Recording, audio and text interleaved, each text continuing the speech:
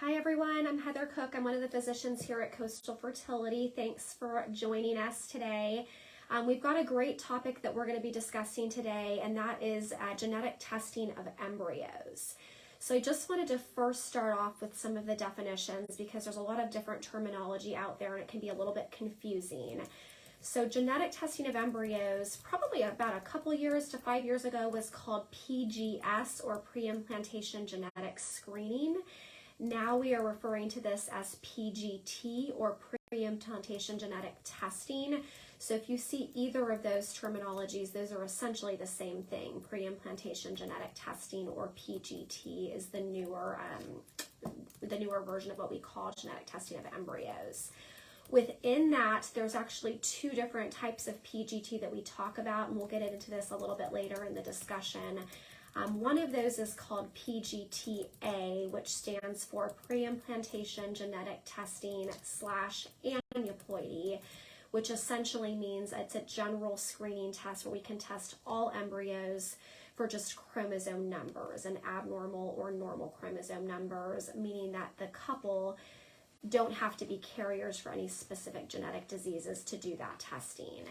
Compared to something that we call PGTM, or pre-implantation genetic testing for monogenetic disorders, that is a little bit different type of testing of embryos, and that would be offered to a couple who knew that they carried a specific genetic disorder that they were trying to test the embryos for.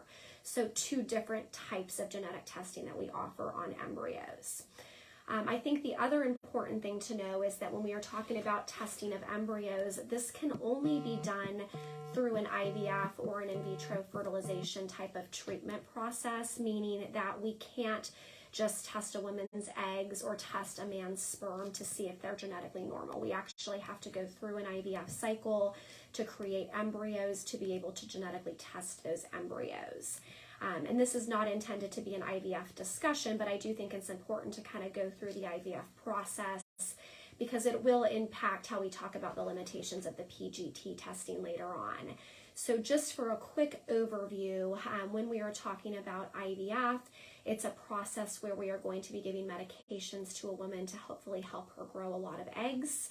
On average, we may get anywhere from 10, 12, 15 eggs out from an IVF cycle, which would be equivalent to about a year's worth of eggs in a normal ovulating woman. Once we get the eggs out, we would fertilize those with sperm. They are not all going to fertilize. We know that a portion of them will not fertilize normally. And then of those fertilized embryos, we're going to grow those out in the laboratory, generally for about 5 days, specifically if we're trying to do genetic testing. And we know that in that time frame, we are going to lose some embryos. Not every embryo is going to be healthy enough to make it out to the day 5, which is part of the benefit of the culture time frame, is we can kind of start to see which embryos may be higher quality and may be continuing to grow, whereas others may not grow and may what we call arrest or die off in the lab. And once the embryos get to that final day 5 stage, which is called a blastocyst embryo, that is actually the point that the genetic testing on the embryos can be done. So again, I think it's important to remember that it needs to be done in an IVF setting, and we need to have the embryos grow out to the 5th day of growth in order to do the genetic testing. Of course, there's a lot of variability, a lot of different patient scenarios, but I think a good number to kind of keep in the back of your mind is that on average of all of the eggs that are retrieved from a woman's ovary, we would estimate maybe about 25% of those would make it out to that blastocyst stage to be a testable embryo. So in a standard IVF cycle, when we're not doing genetic testing, the hard part for us is when we have the embryos that make it to that blastocyst stage, we've got to figure out which embryo to put back in the uterus, meaning which embryo do we think is the best quality, potentially the healthiest, going to give us the highest rate of actually ending with a live birth. When we're not doing genetic testing, that is done by our embryology team looking under a microscope and basically giving the embryos a grade based on the appearance. And there's a lot of different things that they look at. It is a good way to grade embryos. It is not a great way. And what I mean by that is it's very subjective.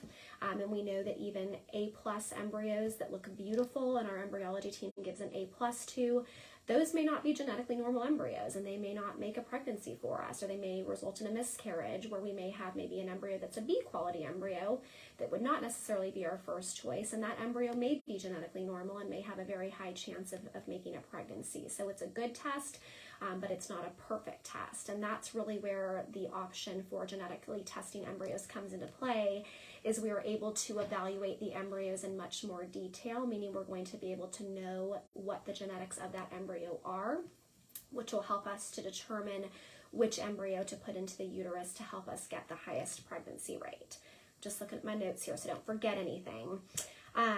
What we are able to determine with a PGT test, I think this is another very important point, because I think a lot of patients come in saying, you know, Dr. Cook, I really want to genetically test my embryos because I want to make sure that my baby is going to be healthy, which that is part of it, but that is not really the intent of the test, meaning that if we test the embryo and the chromosomes are normal, that is not guaranteeing that the baby is going to be healthy, meaning we are not testing to see if that baby is going to have heart defects or other problems. It is a genetic test. And the real intent is to essentially not transfer any embryos that we know would be abnormal. And most of those abnormal embryos are not going to be compatible with life, meaning that they're not going to cause a pregnancy, or if they do cause a pregnancy, you know, it potentially has a high rate of resulting in a miscarriage. Very rarely do these genetic abnormalities progress to a live baby, so it is possible, but again, most of these would just give us a negative pregnancy test if transferred. So the next question is, how is the testing actually done on the embryos? How does that work? So when the embryos get out to that blastocyst stage, there are about 200 or so cells at that point, and they have actually a separate cell mass for what's going to become the baby and for what's going to be the placenta. And what our embryology team will do is they will take a small biopsy, usually about 3 to 5 cells from the placental tissue of that embryo, not from the tissue that's going to make the baby, and that is sent off to a lab to review the genetics of that specific embryo. The embryos themselves stay here, they stay at Coastal, so as soon as that biopsy is taken, we would freeze the embryo and it would remain here, and just those few cells that were biopsied would be sent off to the genetic testing company. Normally we get the results back in about 2 weeks, and we're able to review that with you as the patient, and we would list all of your embryos and what the genetic makeup of each of those embryos would be, allowing us to hopefully select a normal embryo to put back into the uterus. Again, every fertility center is a little bit different. At Coastal Fertility, we're very proud of our pregnancy rates, and we know that when we have a genetically normal embryo that's going back into the uterus, that's generally going to give us around a 70% pregnancy rate for the most part on average. So that is how the testing is done. The next question I think is really important is who should do PGT? Is this something that everybody should do who's doing IVF? Is it just for specific patients? And that's a really interesting question. Again, all clinics are different on this. There are some clinics that recommend PGT for everybody across the board, or even require it for everybody across the board. You know, there's definitely certain situations where we will recommend PGT, but a lot of times we don't. It's really up to the patient to decide if they want to undergo PGT. So the biggest question when we're trying to decide, you know, who should undergo PGT testing of embryos is how many of those embryos in that particular patient do we think are going to be abnormal? Is it going to be very rare? Is it going to be a lot? Because that's going to give us the biggest bang for our buck, is if we're able to identify a lot of abnormal embryos that we otherwise would not want to waste time and money transferring. And we generally see that as an age-related situation. So we know that as we get older, the genetics of our eggs become more likely to be abnormal, and that's the same thing that holds true for embryos. And if you look at all embryos created from IVF, the older we get as women, the more and more abnormal embryos we will have. And so generally we see that break at around age 35, where we do seem to get a benefit, meaning increased success rates and increased pregnancy rates if we do PGT during IVF cycles in women who are over 35 years of age. we don't really see that big difference and increase in success rates in women that are under 35 years of age. And again, that's just because they probably on their own are going to have a lot more normal embryos. And I kind of usually will tell patients, if we have a 30-year-old that has 5 blastocyst embryos that we test versus a 40-year-old, and we have 5 blastocyst embryos that we test, in the 30-year-old, we may have 1 that's abnormal, the rest may be normal, where in a 40-year-old, we may have 1 that's normal and 4 that are abnormal. So you can see how that can make a big difference in picking which one to transfer and how that would affect success rates. Does that mean that women who are under 35 can't do PGT? Absolutely does not mean that. PGT is available. It's a great test. It's offered to anybody who wants to do it. We are just usually very honest with patients that it may not mean a significantly higher pregnancy rate, but it of course is available to everybody. We also may recommend PGT in patients that have had a lot of recurrent pregnancy losses, where that they know that they've had miscarriages and they've been tested, and we know that those miscarriages are caused because the embryos are abnormal. So that may be a good situation also to want to do the genetic testing of the embryos to hopefully prevent that from happening in couples that we know have losses due to genetic abnormalities. And then the third reason is, again, as I mentioned earlier, for couples that do carry specific genetic disorders such as cystic fibrosis or Huntington's disease. There's so many disorders out there that we can test for, that they are doing the PGT specifically to test for those genetic disorders that may run in their family. So that would of course be an indication for anybody of any age that carried a specific genetic disorder that they wanted to test for.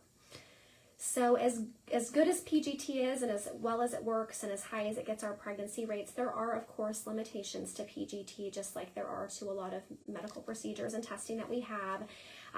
When we're doing PGT testing, that does require us to freeze and thaw and actually perform a small biopsy on the embryo, which potentially does have some theoretic harm to the embryo. We are very reassured that our pregnancy rates with genetically tested and biopsied embryos are extremely high. So if there is any potential damage, it's probably a very low percentage, maybe in the 2 to 5% range. And so that is something to consider. But generally, in most cases, the pros of the testing do outweigh that potential risk. It's not 100% accurate. We like to think that every test we have is 100% accurate. That is not true. There's probably a small error rate of maybe 3% with the genetic testing. Again, not something that we would discourage patients from doing because of that. For the most part, it is extremely accurate. And then the other limitation is that it may not be a viable or a possible option for every couple doing IVF. And this kind of goes back to the original discussion that we had.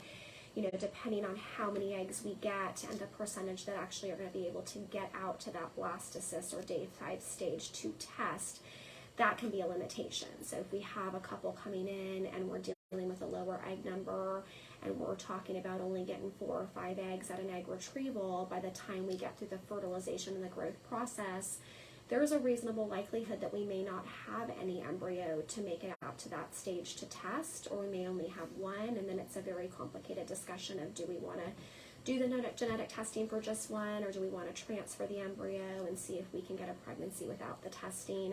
So that is a limitation, is we do need to have enough eggs to start with to get those embryos out to that day 5 stage to be able to do the testing. We do have ways around that we would discuss with the couple if that was the situation, if they really did feel strongly about doing the genetic testing, but that would definitely be a discussion on a case-by-case basis. I think that kind of completes everything that I had wanted to say about genetic testing. Do we have any questions, Holly, specifically at this point? Not yet. Okay. So I think we'll probably end there if we don't have any questions, and then hopefully people can kind of go back and review this. If they have questions later, please feel free to reach out to us. If you're already a patient, please feel free to reach out to your nurse or to your physician. Otherwise, please feel free to call us and schedule an appointment to discuss any type of questions you have.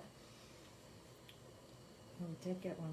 Can you tell me about the cost? Yeah, so the cost of genetic testing is, it varies a little bit depending on the situation, but there's really 2 main parts of the cost. One is to Coastal Fertility, to our embryology team, to actually perform the procedure, and then the other is to the genetic testing company to run the test per embryo. And this changes a little bit depending on, the amount of embryos and everything else, but it's usually around $200 per embryo with the company to test. We generally charge, anywhere from about $1,500 to $2,000 to do the testing on our end. And again, that's a lot dependent on how many we are going to be biopsying, how much embryology time that is going to be taking, and how many embryos we're sending off to the company to test. Great. All right. Thank you, everyone, for joining us. And again, feel free to reach out.